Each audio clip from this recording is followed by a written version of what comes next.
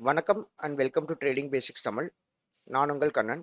December 7th Tuesday நான் 2 trade பண்ணி 5400 profit பண்ணியிருக்கேன்.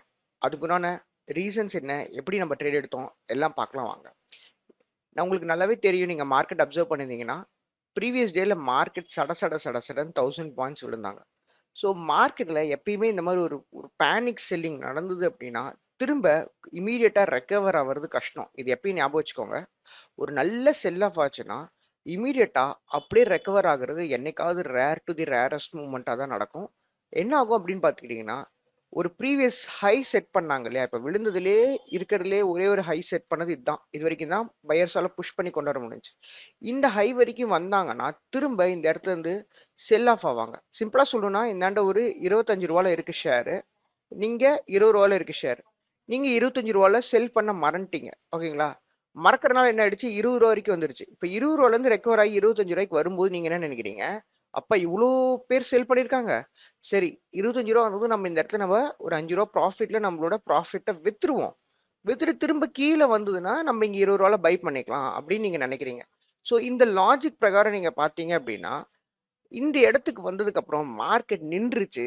இதுக்கப்புறம் மேல போவே இல்லை. விக்கு மேல போயிருக்கு. பட் ஆனா மார்க்கெட் கீழே திரும்ப இங்க வந்திருக்கு. ஓவரால் மார்க்கெட் ட்ரெண்ட் செல் இருக்கறனால நான் பைல என்டர் ஆகலைங்க.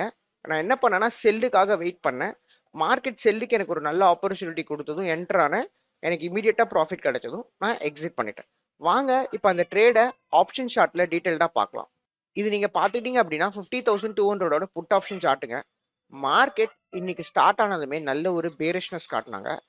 இந்த லோக்கு வந்ததும் இந்த இடத்துல ஒரு பை பண்ணங்க. பை பண்ணதும் ஒரு 3 கேண்டில்ஸ் மட்டும் நின்னாங்க. அடுத்த கேண்டில் நல்லா புல்லிஷா பெரிய கேண்டிலா போகும். இந்த இடத்துலயே நான் க்ளோஸ் பண்ணிட்டேன். அதுக்கு முன்னாடி நான் என்ன பிளான் பண்ணேன் அப்படின்னா, இதே ஒரு லெவலா எடுத்துட்டு கூட மார்க்கெட் இந்த கேண்டில கொடுத்துருக்கலாம். ஸோ நான் இங்க வந்து ஒரு 60 குவான்டிட்டிஸ் என்ட்ரி பண்ணிட்டு இந்த இடத்துக்கு வரவும், இந்த இடத்துல இருந்து ஒரு ரிவர்சல் காட்டி இப்படி வந்து நிற்கவும், இந்த இடத்துல ஒரு 30 குவான்டிட்டிஸ் ஆட் பண்ணேன். எனக்கு இதுவே ஒரு டீசென்ட் அமௌண்ட்டான ப்ராஃபிட் கொடுக்கவும் நான் இந்த இடத்துல எக்ஸிட் ஆயிட்டேன். சரி, இதுக்கப்புறம் இன்னொரு ட்ரேட் என்ன பண்ணேன் அப்படின்னு பார்த்துக்கிட்டீங்கன்னா, எனக்கு நல்லா தெரிஞ்சு போச்சு மார்க்கெட் நல்லா இன்னைக்கு வாலடைலா இருக்க போகுது. ஏன்னா இங்க பார்த்துக்கிட்டிங்கன்னா செல்லர்ஸும் இருக்காங்க, நல்லா பையர்ஸும் இருக்காங்க. போன வேகத்துக்கு திரும்ப செல்லும் பண்றாங்க.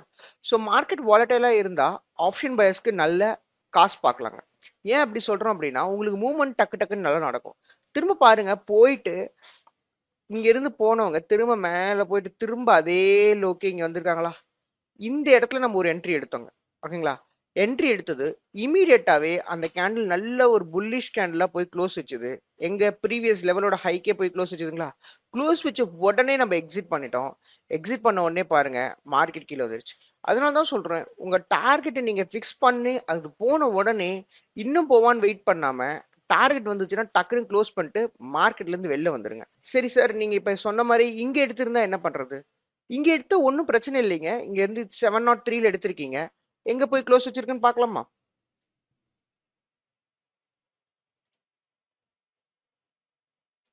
680ல போய் க்ளோஸ் வச்சிருக்கீங்க. 703ல நீங்க ஒரு ட்ரேட் எடுக்கிறீங்க. 680ல போய் க்ளோஸ் வச்சிருக்கு. ஒரு 23 points loss.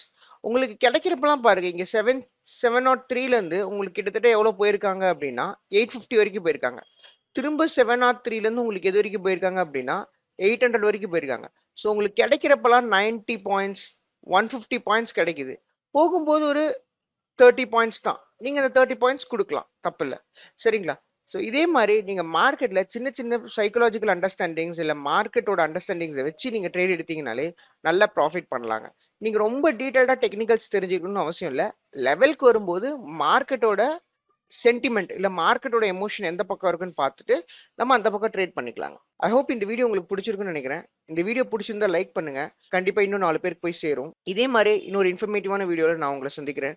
Until then, take care, bye bye. நான் உங்கள் கண்ணன்.